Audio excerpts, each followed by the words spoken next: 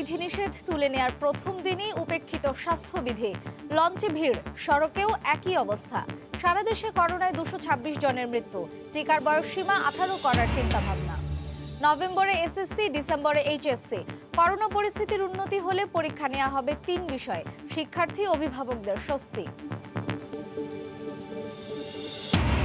রাজধানীতে ডেঙ্গু আক্রান্তের অর্ধেকই শিশু। আইসিইউতে বেশ কয়েকজন। করোনায় ঘরবন্দি শিশুদের ঘায়েল করছে এডিস। অভিভাবকদের সতর্ক হওয়ার পরামর্শ। পদ্মা সেতুতে শেষ হলো পরীক্ষামূলক রোড কার্পেটিং এর কাজ। রিপোর্ট হাতে আসলে বর্ষার পরেই শুরু মূল রোড স্ল্যাবে ঢালাইয়ের কাজ। এবং কোরবানি হাটে গরুর সরবরাহ বাড়লেও বিক্রি কম। অনলাইনে বেড়েছে বেচাকেনা। বিক্রি হয়েছে 1.5 লাখের বেশি পশু। গত বছরের চেয়ে 5 টাকা বাড়িয়ে চামড়ার দাম নির্ধারণ।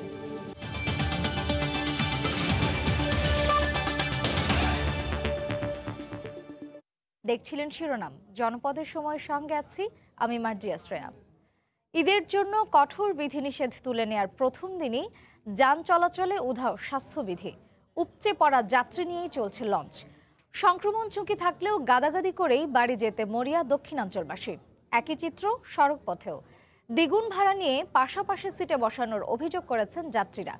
তবে এক আসন ফাঁকা রেখে স্বাস্থ্যবিধি মেনে শুরু হয়েছে ট্রেনের যাত্রা।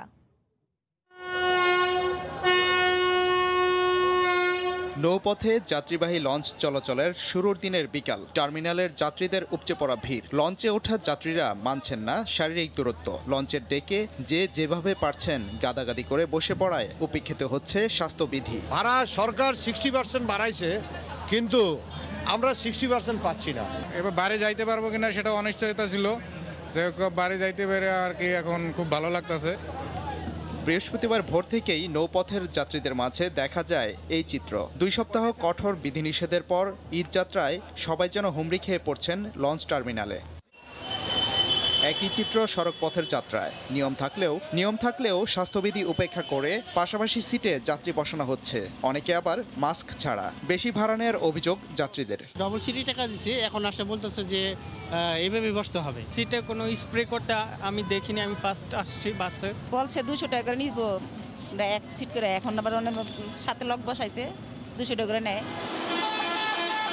এদিন যানবাহনের বাড়তি চাপ থাকায় ঢাকা-টাঙ্গাইল বঙ্গবন্ধু সেতু মহাসড়কের এলেঙ্গা থেকে টাঙ্গাইল সদর উপজেলা রাবনা বাইপাস পর্যন্ত প্রায় 15 কিলোমিটার অংশে সৃষ্টি হয় দীর্ঘ যানজট। 10 কিলো রাস্তা আসতে পারিনি এতক্ষণে 3 ঘন্টায়। এদিকে ভিন্ন চিত্র দেখা গেছে ট্রেনে। স্বাস্থ্যবিধি ঠিক রাখতে দাঁড়িয়ে থাকা ট্রেনে করা হচ্ছে জীবাণুনাশক স্প্রে। স্টেশনের প্রবেশ মুখেই যাত্রীদের দেওয়া হচ্ছে স্যানিটাইজার। মাস্ক ছাড়া কাউকেই প্রবেশও করতে দেওয়া হয়নি। এক আসন ফাঁকা রেখে বসছেন যাত্রীরা। যখন এই বগিতে উঠেছি তখন স্যানিটাইজারের ব্যবস্থা ছিল।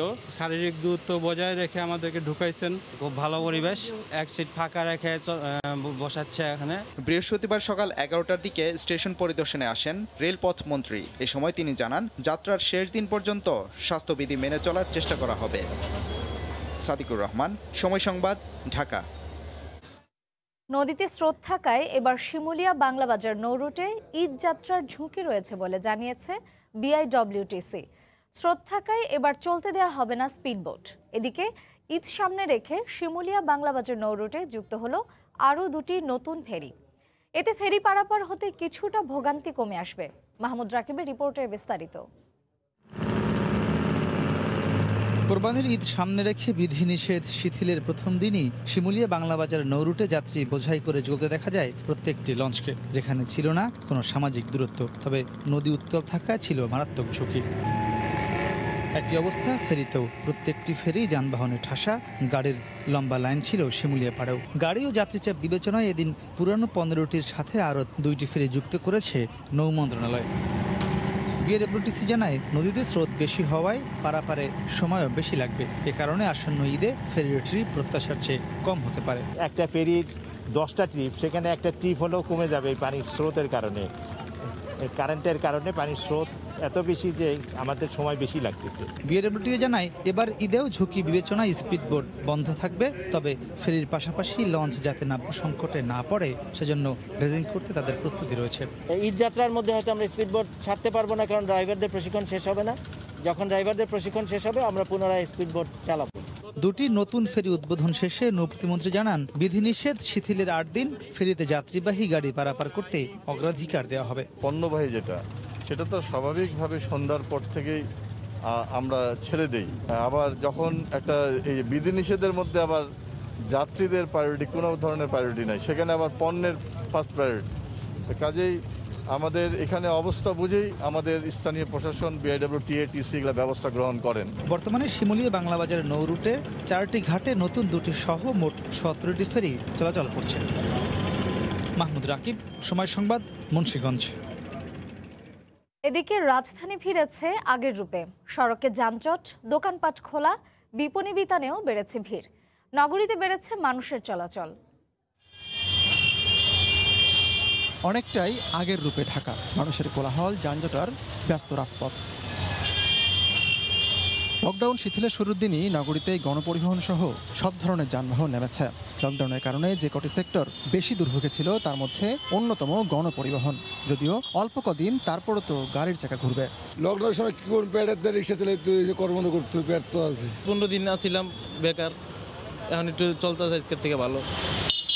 8 দিনের যে শিথিলতা, সে কারণে স্বস্তি যেমন আছে তেমনি অস্বস্তিও আছে। খিদে ঘরমুখ মানুষের কারণে নগরীতে যাত্রী কম। শাহবাগে মোচর ঘুরবো, তারপরে গাবতলি বন্ধ, খালি গাড়ি নিয়ে যাওয়ার লাগবে। আবার উল্টো চিত্রও আছে, অনেক পরিবহন স্বাস্থ্যবিধি মানছে না, যাত্রী উঠছে গাদাগাদি করে। আই এম চ্যালেঞ্জ, বিআরটিসিতে নিয়ম মানতেছে না। 2 সিটে আমরা নেব না, তো থাকলে নামা দিব, এখনই নামা দিব। 2 জনে একজন, 2 সিটে একজন। মানুষেরা বলছেন, দীর্ঘদিন জমে থাকা কাজ নিয়ে আজ অনেকেই নেমেছেন রাস্তায়। এদিকে নগরীর শপিং মল, মার্কেটগুলো খুলেছে, তবে সেখানেও ক্রেতার সংখ্যা কম। এই 5 দিন আমরা দোকানদারি করে আমরা স্টাফের বেতন দিব না নিজেদের খরচা উঠাবো? আমি তো নিজেও টাকা রেখে দিব, কিছু কিনবো না, কারণ পরবর্তী বন্ধ সময় আমারও তো টাকা লাগবে। ক্রেতারা বলছেন, ঈদ শপিং নয় বরং জরুরি কেনাকাটাই বেশি প্রয়োজন। কিছু টুকটাক জিনিসের প্রয়োজন হয়েই থাকে, সেক্ষেত্রে হচ্ছে আমরা কেনাকাটা করতে আসছি, বাট ঈদ উপলক্ষে কিন্তু না। দিনের পর দিন লকডাউন চলুক, সেটি কেউই চায় না। আর তাই লকডাউন থেকে বাঁচতে করোনা সংক্রমণের হার কমাতে হবে, এজন্য স্বাস্থ্যবিধি না মেনে উপায় নেই। আতিকুর রহমান তামাল, সময় সংবাদ, ঢাকা। করোনার মৃত্যুর মিছিল থামছেই না। 24 ঘন্টায় সারা দেশে 226 জনের মৃত্যু হয়েছে। সর্বোচ্চ ঢাকা বিভাগে 74 জন, আর দ্বিতীয় সর্বোচ্চ খুলনায় 52 জন মারা গেছেন। প্রত্যন্ত অঞ্চলের ঘরে ঘরে এখন করোনা উপসর্গের রোগী।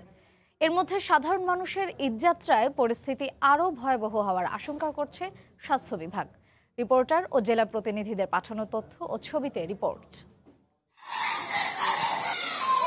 করোনা সংক্রমণ ও মৃত্যুর ঊর্ধ্বমুখী যাত্রা কোথায় গিয়ে থামবে? মানুষের মনে এটাই এখন সবচেয়ে বড় প্রশ্ন হয়ে দেখা দিয়েছে। হাসপাতালগুলোতে মিনিটে মিনিটে ভর্তি হচ্ছেন রোগী। অক্সিজেন সিলিন্ডারই এখন বেঁচে থাকার একমাত্র ভরসা। 24 ঘন্টায় দেশে করোনায় সর্বোচ্চ মারা গেছে ঢাকা বিভাগে 74 জন। এছাড়া খুলনা বিভাগে 52 জন, রাজশাহীতে 24, চট্টগ্রামে 42, রংপুরে 13 জন, ময়মনসিংহ বিভাগে 10 জন, সিলেট বিভাগে 5 জন ও বরিশাল বিভাগে 6 জন মারা গেছেন। সামনে কোরবানির ঈদ আছে, সেখানে কিন্তু জনগণ যদি স্বাস্থ্যবিধি না মানে, তাহলে গত রোজার ঈদের প্রায় 1 সপ্তাহ পর আমরা যে ঊর্ধ্বগতি দেখেছিলাম, এখানে সেই ঊর্ধ্বগতি হওয়ার একটা আশঙ্কা থেকে যাচ্ছে। রাজশাহীতে আইসিইউ আর শয্যা পেতে বেগ পেতে হচ্ছে রোগীদের। গত 24 ঘন্টায় রাজশাহী মেডিকেলে কোভিড-19 মারা গেছেন 3 জন। করোনার দাপটে টালমাটাল দক্ষিণাঞ্চল, কোনোভাবেই মৃত্যুর মিছিল থামছে না। খুলনার কোভিড হাসপাতালগুলোতে করোনায় মৃত্যু হয়েছে 12 জনের। যেখানে আমরা আসতেছি এখানে কিওর হওয়ার জন্য, কিন্তু দেখা গেলো আমরাই সংক্রমিত হয়ে যাচ্ছি। নিয়ন্ত্রণহীন পরিস্থিতি ময়মনসিংহেও। একদিনে নগরীর মেডিকেল কলেজ হাসপাতালে করোনায় মারা গেছেন 2 জন। যখন যায় অবস্থা তখন ভর্তি করে। আইসিইউতে একটু সময় লাগে, ঘুরতে হয়। মৃত্যুর হার বেড়েছে বগুড়াতেও। 24 ঘন্টায় 4 জনের মৃত্যু হয়েছে। আর কুষ্টিয়া জেনারেল হাসপাতালে একদিনে করোনায় মারা গেছেন 11 জন। বরিশালে শের-ই-বাংলা মেডিকেল কলেজ হাসপাতালে মারা গেছেন 1 জন। ফরিদপুরেও কমছে না করোনায় প্রাণহানি। 24 ঘন্টায় 3 জনের মৃত্যু হয়েছে। জ্বর উঠলে মানুষের শ্বাসকষ্ট হচ্ছে, রোগী তো কিছুক্ষণ পরপরই মারা যাচ্ছে। মৃত্যুর তালিকা দীর্ঘ হচ্ছে চট্টগ্রামেও। একদিনে 10 জন মারা গেছেন। এছাড়াও উচ্চ ঝুঁকিতে থাকা যশোরের 5 জন, ঝিনাইদহে 6 জন ও সাতক্ষীরায় 1 জন মারা গেছেন। আহসানুল করিম, সময় সংবাদ। বেশি সংখ্যক মানুষকে টিকার আওতায় আনতে বয়সসীমা এবার 35 থেকে কমিয়ে 18 করার চিন্তাভাবনা করছে সরকার। সকালে ঢাকা মেডিকেলে আইসিইউর ওপিডি শেডের উদ্বোধন করে স্বাস্থ্যমন্ত্রী জানান, আগস্টেই ফাইজার ও অ্যাস্ট্রাজেনেকার বড় চালান দেশে আসবে। আবারও গতি এসেছে টিকাদান কর্মসূচিতে। সাধারণ মানুষের আগ্রহ বেড়েছে টিকায়। বয়সসীমা 40 থেকে 35 করায় বুধবার মধ্যরাতেই 1 কোটির মাইল ফলক ছুঁয়েছে সুরক্ষার নিবন্ধন, যার প্রভাব পড়েছে টিকা কেন্দ্রগুলোতেও। সুন্দর মনোরম পরিবেশে আমি খুব টিকা পাচ্ছি সৌদি আরব যাওয়ার জন্য। আলহামদুলিল্লাহ, টিকা সুন্দর মতন দিতেছি। কোনো সমস্যা হয় না। আমি 9 তারিখে অ্যাপ্লিকেশন করছি, 14 তারিখে আমার মেসেজ আসছে, কার্ড পাইছি, এখন টিকা দিতে পারতেছি। এরই মধ্যে ঢাকা মেডিকেলের আইসিইউ আর ওপিডি শেডের উদ্বোধন করে স্বাস্থ্যমন্ত্রী জানান, শিক্ষার্থী সহ সব জনগোষ্ঠীকে টিকার আওতায় আনতে নিবন্ধনের বয়সসীমা করা হবে 18। আগস্টে ফাইজার ও অ্যাস্ট্রাজেনেকার বড় চালান দেশে আসবে বলেও জানান মন্ত্রী। এছাড়া চীন থেকে আরও 1.5 কোটি ডোজ দফায় দফায় আসবে বলেও জানান মন্ত্রী। ভ্যাকসিনের বয়সটা আরও নামিয়ে আসা যায় কিনা এ বিষয়ে মাননীয় প্রধানমন্ত্রীর সাথেও আলাপ হয়েছে এবং ওনারও একটা নির্দেশনা আছে। আমাদের টেকনিক্যাল কমিটিও কালকে জানিয়েছে যে আমরা 18 বছর বয়স পর্যন্ত আমরা ভ্যাকসিন দিতে পারি, 18 এবং তার ঊর্ধ্বে। আমাদের ইচ্ছা হলো এই 18 বছরের উপরে দেওয়ার পিছনের যুক্তি হলো যে আমরা আমাদের ছেলে মেয়েদেরকে তাড়াতাড়ি স্কুল কলেজে পাঠাতে চাই। তিনি জানান, দেশে সরকারি হাসপাতালে মাত্র 25% আইসিইউ আর সাধারণ শয্যা খালি আছে। তাই সচেতন না হলে তৈরি হবে মহাবিপর্যয়। আমাদের সারা দেশে যে বেড রয়েছে 15,000, সেই 15,000 বেডের মধ্যে এখন পর্যন্ত 75% বেডে রোগী আছে এবং 75% আইসিইউ অকুপাইড রোগী আছে। যদি সংক্রমণের হার না কমে তাহলে স্বাস্থ্য সেবায় বিরাট চাপ পড়বে। বৃদ্ধ ও শিশুরা যাতে কোরবানির হাটে না যায় সে ব্যাপারেও সবাইকে সতর্ক করেন উত্তরের মেয়র। রাশিদ লিমন, সময় সংবাদ, ঢাকা। কিছুটা অনিশ্চয়তা কাটিয়ে নভেম্বরে এসএসসি এবং ডিসেম্বরে এইচএসসি পরীক্ষা নেওয়ার কথা জানিয়েছে শিক্ষা মন্ত্রণালয়। সকালে ভার্চুয়াল সংবাদ সম্মেলনে শিক্ষামন্ত্রী জানান, করোনা পরিস্থিতির উন্নতি হলে সংক্ষিপ্ত সিলেবাসে 3টি বিষয় নেওয়া হবে পরীক্ষা। আর যদি সম্ভব না হয় তবে আগের পরীক্ষার নম্বর এবং অ্যাসাইনমেন্টের ভিত্তিতে ফলাফল নির্ধারণ করা হবে। মহামারীতে থমকে যাওয়া শিক্ষা ব্যবস্থায় গত ফেব্রুয়ারিতে এসএসসি পরীক্ষার্থীদের 60 দিন এবং এইচএসসি পরীক্ষার্থীদের 84 দিন ক্লাস করিয়ে পরীক্ষা নিতে সংক্ষিপ্ত সিলেবাস প্রকাশ করে মাধ্যমিক ও উচ্চ মাধ্যমিক শিক্ষা বোর্ড। তবে এ সময়ে ক্লাস নেওয়া সম্ভব হয়নি। অনিশ্চয়তার মধ্যে পড়ে এই 2 পাবলিক পরীক্ষার 44 লাখ পরীক্ষার্থী। আশা করছি এ নিয়ে বৃহস্পতিবার শিক্ষামন্ত্রী জানান, সংক্ষিপ্ত সিলেবাসে নভেম্বরের দ্বিতীয় সপ্তাহে এসএসসি এবং ডিসেম্বরের প্রথম সপ্তাহে এইচএসসি পরীক্ষার পরিকল্পনা তাদের। 3 ঘন্টার পরীক্ষার সময় কমিয়ে করা হবে 1 ঘন্টা 30 মিনিট, আর 100 নম্বরের মান কমিয়ে করা হবে 50। কোভিড-19 পরিস্থিতি অনুকূল হলে সীমিত পরিসরে স্বাস্থ্যবিধি অনুসরণ পূর্বক সংক্ষিপ্ত সিলেবাসের আলোকে গ্রুপ ভিত্তিক 3টি নৈর্বাচনিক বিষয়ের উপর পরীক্ষার সময় এবং পরীক্ষার নম্বর দুটোই হ্রাস করে পরীক্ষা গ্রহণ করার পরিকল্পনা গ্রহণ করা হয়েছে। আর কোভিড পরিস্থিতি অনুকূলে না এলে অ্যাসাইনমেন্টের পাশাপাশি পূর্ববর্তী পরীক্ষার ফলাফলের ভিত্তিতে এসএসসি ও এইচএসসি পরীক্ষার ফল নির্ধারণ করা হবে। আর সংক্ষিপ্ত আকারে হলেও পরীক্ষায় অংশগ্রহণ করেই ফল পেতে চান শিক্ষার্থীরা। আমরা চাই যেভাবে হোক পরীক্ষাটা নেওয়া হোক, আমাদের যেন কোনোভাবে অটো পাস দেওয়া না হয়। ঈদের পর অনলাইনে শুরু হবে এইচএসসি পরীক্ষার ফর্ম পূরণ। শাকির আহমেদ, সময় সংবাদ, ঢাকা। নোয়াখালীর ভাষাঞ্চলে রোহিঙ্গাদের জীবনমান উন্নয়নে সরকারের নেওয়া পদক্ষেপের অংশ হিসেবে 1 লাখ মাছের পোনা ছাড়া হচ্ছে পুকুরে। এই মুহূর্তে সেখানে আছেন রিপোর্টার কমল দে। সরাসরি যাচ্ছি তার কাছে। কমল, নোয়াখালীর ভাষাঞ্চলের অবস্থানটা তো রোহিঙ্গাদের জীবনমান উন্নয়নের কাজ শুরু করেছে সরকার। দীর্ঘদিন ধরে এই কাজ চলে আসছিল, আজকে আবার বিশেষভাবে শুরু হয়েছে। এখানে জানেন প্রচুর পরিমাণে পুকুর রয়েছে যে ক্লাস্টারগুলির পাশে, সেই পুকুরগুলিতে এখন থেকে প্রায় 1 লাখের বেশি মাছের পোনা ছাড়া হচ্ছে। বাংলাদেশ সরকারের যে প্রধানমন্ত্রীর উপহার হিসেবে কিন্তু বেশ কিছু জিনিস দেওয়া হচ্ছে এবং আগামীকাল দেওয়া হবে। তার অংশ হিসেবে আজকে এই রাতেই এখানকার পুকুরে ছাড়া হচ্ছে প্রায় 1,05,000 মাছের পোনা। আমার সাথে রয়েছেন এই প্রকল্প পরিচালক, প্রকল্প কমোডোর রাশেদ সাত্তার। আপনার কাছে জানতে চাইবো, আজকের যে অংশটি আমরা দেখতে পাচ্ছি এখানের মধ্যে মাছের পোনা ছাড়া হচ্ছে, মাছেরগুলো কেন ছাড়া হচ্ছে, কত মাছের পোনা আছে এবং কি পরিমাণ কি মাছের পোনা আছে এখানে? ধন্যবাদ। সরকারি উদ্যোগে এখানে আজকে 1,05,000 মতো 5 প্রজাতির মাছ ছাড়া হচ্ছে। এর মধ্যে রুই, কাতলা, মৃগেল, গ্রাস কাপ এবং তেলাপিয়া রয়েছে। আপনারা জানেন এখানে মোট 38টি ক্লাস্টারে আমাদের প্রায় 19,000 বাস্তুচ্যুত মায়ানমার নাগরিকরা বসবাস করছে এবং প্রতিটি ক্লাস্টারে একটি করে পুকুর রয়েছে। তো এই পুকুরগুলিতে এই মাছগুলি ছাড়া হচ্ছে এবং এই মাছগুলি তারাই দেখাশোনা করবে এবং এই মাছগুলি তাদের যে প্রোটিনের চাহিদা সেটা পূরণ করবে এবং প্রয়োজনে তারা নিজেদের মধ্যে বেচাকেনাও করতে পারবে। সার্বিকভাবে এটা তাদের জীবিকার নির্বাহের যেই কতগুলি পদক্ষেপ রয়েছে তার মধ্যে একটি পদক্ষেপ এবং এটা সফল করার জন্য আমরা সর্বতভাবে চেষ্টা করছি। ধন্যবাদ। আমরা কথা বলছিলাম প্রকল্প পরিচালক কমরেড রাশেদ সত্তারের সাথে। তিনি আমাদেরকে বলছেন আজকে এখানে প্রায় এখানকার যে পুকুরগুলো রয়েছে ক্লাস্টার, আপনারা জানেন যে 2018 সাল থেকে বাংলাদেশ নৌবাহিনী কিন্তু এখানে 1 লাখের বেশি রোহিঙ্গাকে নিয়ে আসার জন্য যে আবাসন ব্যবস্থা সেটি গড়ে তুলেছে। এখানে স্কুল ব্যবস্থা প্রচলিত হয়েছে, বাঁচার ব্যবস্থা গড়ে উঠেছে। এখন তাদের যে পুকুরগুলো ছিল সেই পুকুরগুলিতে আজকে থেকে মাছ ছাড়া শুরু হয়েছে। আজকে আমরা দেখেছি নোয়াখালী সহ আশপাশের জেলা থেকে তারা 1 লাখ মাছের পোনা নিয়ে আসছে এবং এখানের মধ্যে রুই, গ্রাস কাপ, মৃগেল এবং কাতাল মাছ রয়েছে, মাছের পোনা রয়েছে, যেগুলো এখানকার প্রথম ছাড়া হচ্ছে 12 নম্বর ক্লাস্টার যে রয়েছে 12 নম্বর ক্লাস্টারের পুকুরে। এরপর পর্যায়ক্রমে এখানে যতগুলো ক্লাস্টারের পুকুর রয়েছে সবগুলো পুকুরে একইভাবে মাছের পোনা ছাড়া হবে। মূলত জানেন যে আপনার 18,000-এর বেশি রোহিঙ্গার অবস্থান রয়েছে ভাষান্তরে এবং সরকারি অর্থাৎ তাদের জীবনমান উন্নয়নের যে নানা পদক্ষেপ নিচ্ছে তারই একটি অংশ হলো এই মাছ চাষ। এই মাছ চাষ করে যিনি প্রকল্প পরিচালক যেটি বললেন যে তারা নিজেরাও মাছ খেতে পারবে, প্রোটিনের চাহিদা মেটাতে পারবে, আবার তারা সেই মাছ বাজারও বিক্রি করতে, কারণ ইতিমধ্যে কিন্তু ভাষান্তরে বাজার ব্যবস্থা গড়ে উঠেছে। এখন পর্যন্ত আমার কাছে ছিল রোহিঙ্গাদের জীবনমান উন্নয়নে যে বাংলাদেশ সরকার যে নানা পদক্ষেপ নিচ্ছে তার একটি অংশ হলো পুকুরগুলিতে মাছের পোনা অবমুক্ত করা, তারই শেষ তথ্য।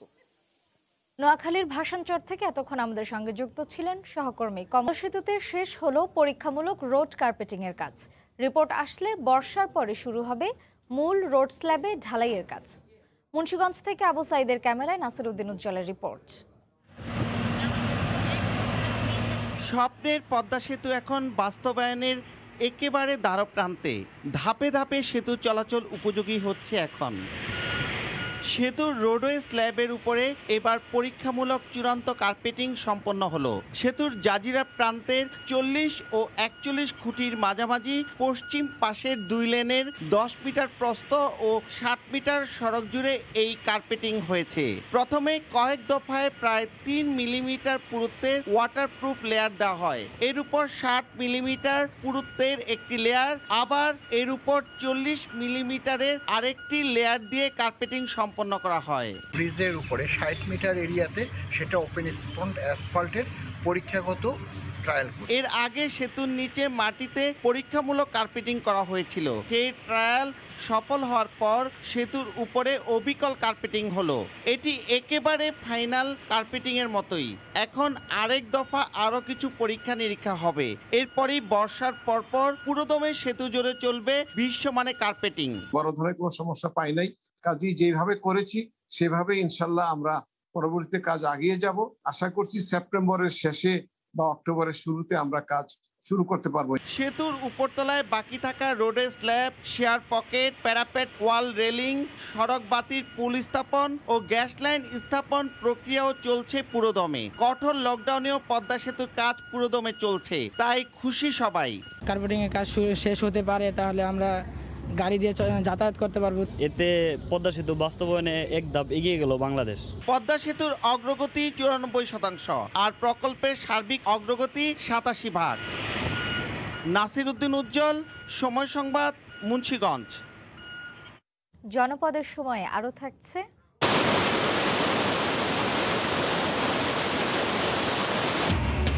ভারী বৃষ্টিতে জার্মানিতে ভয়াবহ বন্যা, মৃতের সংখ্যা বেড়ে 42, নিখোঁজ অর্ধশতাধিক। তলিয়ে গেছে ফ্রাঙ্কফুর্ট সহ আশপাশের এলাকা, বেশ কয়েকটি বাড়ি ধস। চলতি মাসে ডেঙ্গুতে আক্রান্ত প্রায় 500 জনের মধ্যে 200ই শিশু। এর মধ্যে ঢাকা শিশু হাসপাতালের আইসিইউতে আছে কয়েকজন। ঘরের মধ্যে আর বাড়ির আশপাশে জমে থাকা পানিতে জন্মানো এডিস মশা এ করোনাকালে ঘরবন্দি শিশুদেরই বেশি ঘায়েল করছে। তাই অভিভাবকদের আরও সতর্ক হওয়ার তাগিদ দিলেন বিশেষজ্ঞ চিকিৎসকরা। ডাক্তার বলছে আল্লাহকে ডাকেন, দেখা যাক কি হয়। রক্তের বাঁধন নেই, তবুও সম্পর্কে মা। শ্যামলী শিশুপল্লীর 9 বছরের ইয়ামিন আইসিইউতে লড়ছে ডেঙ্গুর সঙ্গে। বাইরে অসহায় মায়ের আর্তনাদ। নাহিদা গর্ভধারিণী না হলেও 9 বছরের মমতার বাঁধন এখন সংকটে। আপনারা সবাই দোয়া করবেন আমার ছেলের জন্য, আল্লাহ যেন আমার ছেলেকে আমার কাছে ফিরায় দেয়। ইয়ামিনের মতো আরও 2 জন শিশু এখন একই আইসিইউতে। আর ঢাকা শিশু হাসপাতালের ওয়ার্ডে ভর্তি আছে আরও 17 জন। গত 1 মাসে ডেঙ্গু নিয়ে প্রতিদিনই 2-1 জন করে শিশু ভর্তি হচ্ছে রাজধানীর এই হাসপাতালটিতে। বুঝতে পারিনি ওর যে ডেঙ্গু, 4 দিন একদম পুরাই 105 জ্বর ছিল। ডেঙ্গু তখন প্লাটিলেট ছিল 1,42,000, পরের দিনেই ওটা 42,000 চলে আসে। স্বাস্থ্য অধিদপ্তরের পরিসংখ্যান বলছে এই মৌসুমে আক্রান্তের 40%ই 8 থেকে 16 বছরের মধ্যে। স্কুল বন্ধ বাইরে যাওয়াও, ফলে শিশুরাই বেশি পড়ছে ঘরকুনো এই এডিসের কবলে। সেপ্টেম্বর অক্টোবর মাস পর্যন্ত আমাদেরকে ডেঙ্গুর ব্যাপারে অবশ্যই সতর্কতা অবলম্বন করতে হবে। সিটি কর্পোরেশনের তৎপরতার পাশাপাশি এডিস নিয়ন্ত্রণে ব্যক্তি পর্যায়ে সচেতনতা সবার আগে দরকার বলে মনে করেন চিকিৎসকরা। শুধুমাত্র সিটি কর্পোরেশন দায়িত্ব দিলে হবে না। এই যে এডিস মশাটা কিন্তু আমাদের এটা গৃহপালিত একটা মশা, দ্যাটস ওয়াই আমাদেরকে লক্ষ্য রাখতে হবে ঘরের আসবাবপত্রগুলো যাতে সবসময় পরিষ্কার পরিচ্ছন্ন থাকে। ডেঙ্গু বাহক এডিস মশা নিয়ন্ত্রণে চলতি সপ্তাহে 10 দিনের বিশেষ চিরুনি অভিযান শুরু করেছে ঢাকার 2 সিটি কর্পোরেশন। রাশেদ লিমন, সময়। কঠোর বিধিনিষেধ শিথিলের পর রংপুর, নওগাঁ ও সিরাজগঞ্জ সহ দেশের বিভিন্ন স্থানে বসেছে কোরবানির পশুর হাট। তবে এখনও জমে ওঠেনি বেচাকেনা। এবার কোরবানি ঈদে ঢাকার ভেতরে লবণজাত গরুর চামড়ার প্রতি বর্গফুটের দাম নির্ধারণ করা হয়েছে 40 থেকে 45 টাকা। জেলা রিপোর্টার ও প্রতিনিধিদের পাঠানো তথ্য ও ছবি নিয়ে রিপোর্ট। রংপুর নগরীতে কোরবানির পশুর সবচেয়ে বড় হাট বসেছে বুড়িরহাটে। জেলার খামারি ও পাইকাররা সকাল থেকেই এখানে আসেন পশু নিয়ে। বেচাকেনা জমজমাট না হলেও এখনই দাম নিয়ে মিশ্র প্রতিক্রিয়া ক্রেতাদের মধ্যে। হাটে উপেক্ষিত স্বাস্থ্যবিধি ও সামাজিক দূরত্ব। বিক্রি করছি একটাই 1,56,300। আমার এই গরু আমি 2,20,000 টাকা চাইছি, এখন 1.5 লাখ টাকা বলছে, আমি এখনো দেই নাই। স্বাস্থ্যবিধি কেউ মানতেছে না, যে প্রায় 5% লোকের মুখে মাস। টেম্পারেচার মাপার জন্য মেশিন আমাদের গার্ডকে দিছি এবং নিরাপত্তা বলয় রেখে আমরা হাট পরিচালনা করতেছি। নওগাঁর মহাদেবপুরের চকগড়িহাটে শুরু হয়েছে কেনাবেচা। পছন্দের পশু কিনতে ভিড় করেছেন অনেকেই। 100 থেকে 120 কেজি ওজনের প্রতিটি ষাঁড় বিক্রি হচ্ছে 60 থেকে 65,000 টাকায়। ঘুরে ঘুরে দেখলাম গরুর আমদানি কম না, ভালো, কিন্তু দাম তুলনামূলকভাবে একটু বেশি মনে হচ্ছে। মিডিয়াম গরুর দামটা একটু বেশি, হ্যাঁ, বড় গরুর দাম সমানের পর্যায়ে আছে। সিরাজগঞ্জ জেলা প্রশাসন এবছর 36টি অস্থায়ী পশুর হাটের অনুমতি দিয়েছে। করোনার কারণে পুরাতন কান্দাপাড়া হাটে প্রথম দিনে ক্রেতা উপস্থিতি কম ছিল। সরকারি নির্দেশ মোতাবেক আমরা 100% পালন করার চেষ্টা করতেছি। প্রতিটা মানুষকে আমরা মাস্ক ছাড়া কেউ হাটে আসতে পারবে না। তারপরে আমরা ছাতা ব্যবহার করতে বলছি, যে ক্রেতা বিক্রেতা উভয় জনের ছাতা ব্যবহার করে, যার জন্য ডিস্টেন্সের জন্য থাকতে পারে। আহসানুল করিম, সময় সংবাদ। জনপদের সময়। দেশের বাইরের খবর। ভারী বৃষ্টিতে ভয়াবহ বন্যার কবলে জার্মানি। বুধবার টানা বৃষ্টিতে ডুবে গেছে দেশটির বেশিরভাগ এলাকা। বন্যার কারণে বেশ কয়েকটি বাড়ি ধসে পড়েছে। মৃতের সংখ্যা বেড়ে দাঁড়িয়েছে 42 জনে। জার্মানির বার্লিন থেকে আরও জানাচ্ছেন বিটু বড়ুয়া। স্থানীয় সময় বুধবার জার্মানির বিভিন্ন অঞ্চলে দেখা দেয় ভারী বৃষ্টিপাত। এদিন রেকর্ড 120 মিলিমিটার বৃষ্টিপাত রেকর্ড করা হয়। টানা বৃষ্টিতে তলিয়ে যায় বহু এলাকা। এমন ভয়াবহ দুর্যোগে প্রাণ হারিয়েছেন বেশ কয়েকজন, আর নিখোঁজ রয়েছেন অর্ধশতাধিক। বিশেষ করে নিম্নাঞ্চলে বাড়ি ঘরে ঢুকে পড়েছে পানি। ক্ষয়ক্ষতি মোকাবিলায় বিভিন্ন জায়গায় বাঁধ নির্মাণ করে পানি ঠেকানোর চেষ্টা করেন বাসিন্দারা। টানা বৃষ্টির এই বন্যায় বিপাকে পড়েছেন সাধারণ মানুষ। ব্যাহত হচ্ছে যোগাযোগ ব্যবস্থা। ধসে পড়েছে বেশ কয়েকটি বাড়িঘর। নিখোঁজ যারা রয়েছেন তাদের উদ্ধারে কাজ শুরু করেছেন উদ্ধারকর্মীরা। আরও প্রাণহানির আশঙ্কায় সতর্কতা জারি করেছে কর্তৃপক্ষ।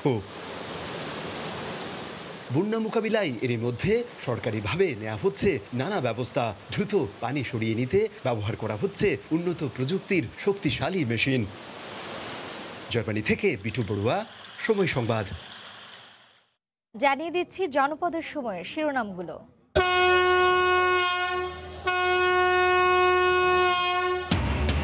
কঠোর বিধিনিষেধ তুলে নেওয়ার প্রথম দিনই উপেক্ষিত স্বাস্থ্যবিধি। লঞ্চে ভিড়, সড়কেও একই অবস্থা। সারা দেশে করোনায় 226 জনের মৃত্যু। টিকার বয়স সীমা 18 করার চিন্তা ভাবনা। নভেম্বরে এসএসসি, ডিসেম্বরে এইচএসসি। করোনা পরিস্থিতির উন্নতি হলে পরীক্ষা নেওয়া হবে 3 বিষয়ে। শিক্ষার্থী অভিভাবকদের স্বস্তি। এবং রাজধানীতে ডেঙ্গু আক্রান্তের অর্ধেকই শিশু, আইসিইউতে বেশ কয়েকজন। করোনায় ঘরবন্দি শিশুদের ঘায়েল করছে এডিস, অভিভাবকদের সতর্ক হওয়ার পরামর্শ। এই ছিল জনপদের সময়, সঙ্গে থাকুন সময়।